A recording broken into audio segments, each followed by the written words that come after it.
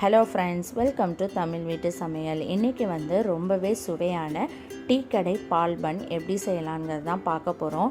இது செய்கிறது ரொம்ப ஈஸி. வீட்டில் இருக்கக்கூடிய சிம்பிளான பொருட்கள் வச்சு எப்படி சுவையான பால் பன் செய்யலாங்கிறத பார்க்கலாம். இதுக்கு ஒரு மிக்சிங் பவுலில் 1/2 கப் அளவுக்கு தயிர் சேர்த்துக்கோங்க. அதை இந்த மாதிரி ஸ்பூன் வச்சு நல்லா அடித்து விட்டுருங்க. இதில் 1/4 டீஸ்பூன் அளவுக்கு ஆப்ப சோடா சேர்த்துக்கோங்க. இனிப்புக்காக ஜீனி 1/4 கப் அளவுக்கு சேர்த்துக்கோங்க. ஒரு பிஞ்ச் அளவுக்கு உப்பு ஆட் பண்ணிக்கோங்க. சேர்த்துட்டு இப்போ இதை நல்லா மிக்ஸ் பண்ணிக்கலாம். அந்த ஜீனி நல்லா கரையிற அளவுக்கு நல்லா அடித்து விட்டுருங்க. இப்போ இது எல்லாமே நல்லா மிக்ஸ் ஆனதுக்கப்புறம் 1 கப் அளவுக்கு மைதா சேர்த்துக்கலாம். சேர்த்துட்டு நல்லா மிக்ஸ் பண்ணி விட்டுக்கோங்க. இப்போ இதில் கொஞ்சமாக நம்ம தண்ணி சேர்த்துக்கலாம். தண்ணி நீங்கள் அதிகமாக சேர்க்கக்கூடாது. 1/4 கப் அளவுக்கு மட்டும் தண்ணி சேர்த்தா போதும். சேர்த்துட்டு நல்லா இந்த மாதிரி மிக்ஸ் பண்ணிக்கோங்க. கை வச்சு கூட நீங்கள் நல்லா பிசைஞ்சு விட்டுடலாம். அதில் கட்டி எதுவும் இல்லாத அளவுக்கு நல்லா மிக்ஸ் பண்ணிக்கோங்க. ரொம்ப அதிகமாக தண்ணி சேர்த்துறாதீங்க. 1/4 கப் அளவுக்கு மட்டும் சேர்த்தா போதும். ஸோ இந்த அளவுக்கு இருக்கணும். இப்போ இதை மூடி வச்சிடலாம். ஒரு 1 மணி நேரத்துக்கு நல்லா ஊற வச்சுருங்க.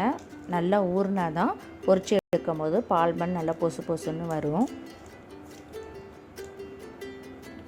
ஸோ இது ஊறிக்கிட்டு இருக்க டைமில் நம்ம ஜீனி பாகு ரெடி பண்ணிக்கலாம். ஒரு பாத்திரத்தில் 1 கப் அளவுக்கு ஜீனி எடுத்திருக்கேன். அதில் 1/4 கப் அளவுக்கு தண்ணி சேர்த்துக்கோங்க.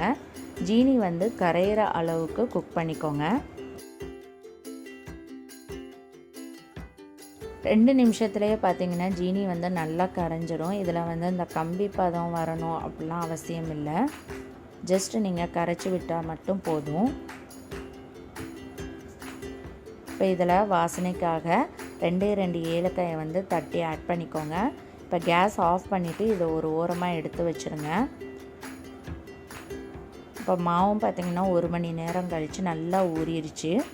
இப்போ இதை நம்ம பொரித்து எடுத்துடலாம். எண்ணெயை கடாயில் நல்லா காய வச்சுக்கோங்க. எண்ணெய் நல்லா காஞ்சதுக்கப்புறம் கொஞ்சமாக மாவு எடுத்து எண்ணெயில் சேர்த்துக்கோங்க. நான் பார்த்திங்கன்னா ஸ்பூன் வச்சு தான் ஆட் பண்ணுறேன். ஸ்பூன் வச்சு செய்யும் போது உங்களுக்கு ரொம்ப சின்னதாக கிடைக்கும். நீங்கள் கை வச்சு கூட எடுத்து போடலாம். போட்ட உடனேயே நீங்கள் கரண்டியை வச்சு திருப்பி விடாமல் கொஞ்ச நேரத்துலேயே பார்த்திங்கன்னா எண்ணெயிலேருந்து அதுவே தன்னால் எலும்பி மேலே வந்துடும். அதுக்கப்புறம் நம்ம கரண்டியை வச்சு லைட்டாக நம்ம திருப்பி விட்டு குக் பண்ணலாம். ஸோ இந்த மாதிரி நல்லா திருப்பி விட்டுக்கோங்க. எல்லா இடமும் நல்லா ப்ரௌன் ஆனதுக்கப்புறம் இதை நம்ம எடுத்துடலாம்.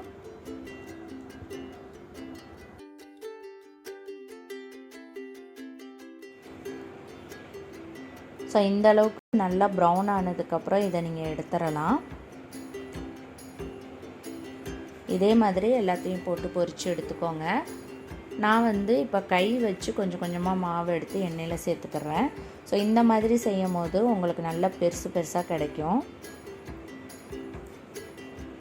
இது செய்கிறது பார்த்திங்கன்னா ரொம்ப ஈஸி. 10 மினிட்ஸ்லேயே இந்த ஸ்நாக்ஸை நம்ம ரெடி பண்ணிடலாம். பட் இந்த மாவை ஊற வைக்கிறதுக்கு தான் 1 மணி நேரம் டைம் எடுக்கும். கண்டிப்பாக செஞ்சு பாருங்கள், ரொம்ப நல்லாயிருக்கும். ஸோ இந்த அளவுக்கு நல்லா ப்ரௌன் ஆனதுக்கப்புறம் எடுத்துருங்க. இதே மாதிரி எல்லாத்தையும் போட்டு பொரித்து எடுத்து வச்சுக்கோங்க.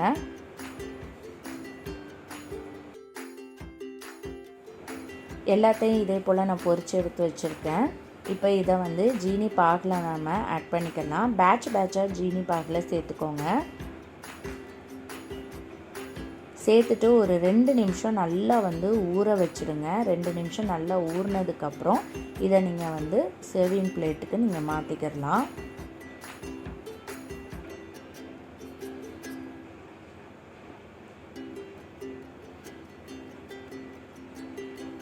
ஸோ இப்போ 2 நிமிஷம் நல்லா ஊறிடுச்சு.